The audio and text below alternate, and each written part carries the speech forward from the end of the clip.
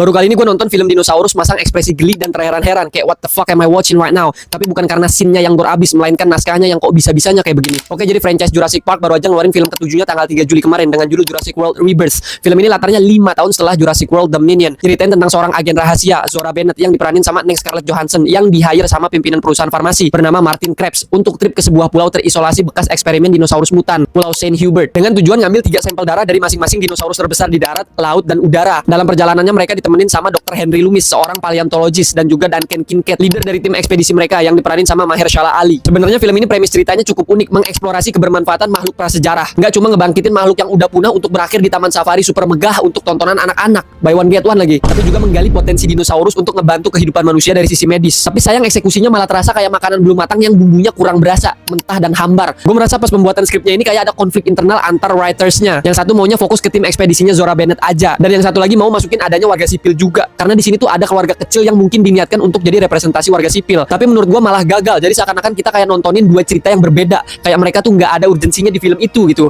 Tanpa mereka pun film tetap bisa berjalan. Keterikatan emosional antar karakter pun nggak kebangun dengan baik di sini. Setiap karakternya tuh kayak berjalan sendiri dengan skripnya masing-masing. Ini antara skripnya yang memang nggak bagus gitu ya. Jadi para aktor juga kurang maksimal, atau memang acting para aktornya di sini jelek. Scarlett Johansson sebagai MC di sini kok actingnya jelek dah. Beda banget sama performance-nya dia di film lain. Terutama pas dia teriak ke si Duncan di act ketiga. Aduh, ngeliat ekspresinya kayak aktor murahan cuy. Gue malah lebih suka sama actingnya Jonathan Bailey di sini sebagai Dr. Henry Loomis. Kalau biasanya ilmuwan digambarin nerd dan pengecut, di sini Doi sense of wonder-nya main banget. Jadi walaupun bahaya pun Doi tetap berani karena rasa kagumnya sama dinosaurus. Terus juga banyak dialog yang cheesy di sini. Jadi mungkin nggak sepenuhnya salah aktor juga. Bisa jadi memang skripnya. Saat scene-scene yang seharusnya menegangkan sekalipun, tensinya tuh nggak kebangun. Jadi bukannya bikin panik sampai nembus layar bioskop, paniknya malah ketahan sama layar. Karakter yang matinya pun berasa mudah buat dilupain karena nggak ada chemistry tadi. Belum lagi kalau kita ngomongin logical fallacy. Plot armornya di sini buset tebel banget. Kalah tebel tuh skripsi lo. Bayangin aja ada perahu karet digigitin T-Rex kagak bolong-bolong anjing. Kayak itu perahu dibuat pakai vibranium apa gimana gitu. Terus Mosasaurus yang harusnya bisa bikin kapal terbalik ini malah cuma nyenggol-nyenggol kayak ABG lagi PDKT. Dan entah kenapa scoring musiknya di sini nggak bikin gue merinding dan takjub ketika scene mereka pertama kali melihat Titanosaurus. Nggak kayak pas gue lihat scene di Jurassic Park original ketika mereka baru datang ke Isla Nublar dan ketika Dr. Alan Grant pertama kali lihat Brachiosaurus. Kalau desain dari dinosaurus genetiknya di sini gue nggak ada masalah lah. Oke lah, bagus. Terutama T-Rexnya gue suka banget. Makin kelihatan berisi, terus ada corak orennya gitu, keren lah. Pun juga Titanosaurusnya dengan ada sedikit sirip di kepala dan di ekor. Ekornya juga panjang banget kayak ular gitu dah, keren. Walaupun di awal gue ngeliat leher si Titanosaurusnya ini mirip tumbuhan yang ditemuin sama Zawin. Embrasocontoria. Yang gue nggak suka di sini desain dari Distortus Rex-nya. Kalau kata orang-orang kan mirip xenomorph-nya alien ya. Tapi bagi gue di sini malah kayak ikan lohan cuy. Mestinya ini dino namanya Lohanosaurus jir. Terlepas dari kekurangannya, tapi hal yang harus diapresiasi dari film ini adalah mengembalikan dinosaur adventure ke alam liar di suatu pulau. Bukan dinosaurus yang jadi badut di balik jeruji kebun binatang super megah. Oke, pada akhirnya film ini bisa gue kasih rating di angka 6/10. Kalau kalian suka review dari gue, like postingan ini dan follow semua sosial media Frame Talks dari YouTube, Instagram,